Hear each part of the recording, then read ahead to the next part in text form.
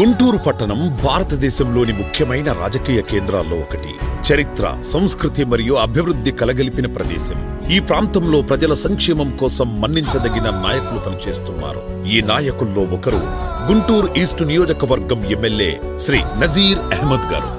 నజీర్ అహ్మద్ గారు తమ రాజకీయ జీవితం ప్రారంభించినప్పటి నుండి సామాజిక సేవలో తన పాత్రను అంగీకరించి ఎల్లప్పుడూ ప్రజల కోసం సమాజంలో మార్పులు తీసుకురావడానికి పనిచేశారు. ప్రజల్లో నమ్మకాన్ని సంపాదించి విశాలమైన విజ్ఞానాన్ని కలిగి తన ప్రజాసేవ యాత్రలో అపారమైన ప్రభావం చూపిస్తున్నారు. ప్రజల సమస్యలను గమనించి అవి పరిష్కరించడానికి నజీర్ అహ్మద్ గారు నిరంతరం తన దృష్టిని నిలిపారు. ఆయన నాయకత్వం వల్ల గుంటూరు ఈస్ట్ నియోజకవర్గం అభివృద్ధి దిశగా ముందుకు సాగుతోంది.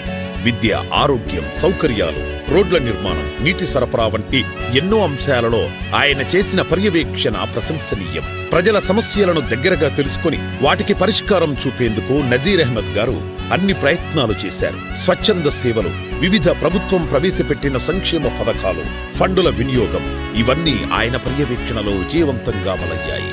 సమాజానికి తన పాత్రను నిజంగా అర్థం చేసుకున్న నజీర్ అహ్మద్ గారు ప్రతి సమస్యలో సానుకూల మార్పులు తీసుకురావడానికి నిజమైన నాయకత్వం చూపుతారు. సభలో ఆయన ప్రతిపాదనలు, ప్రజల ప్రయోజనాల కోసం చేసిన పోరాటం కూడా ప్రశంసనీయమైనవి.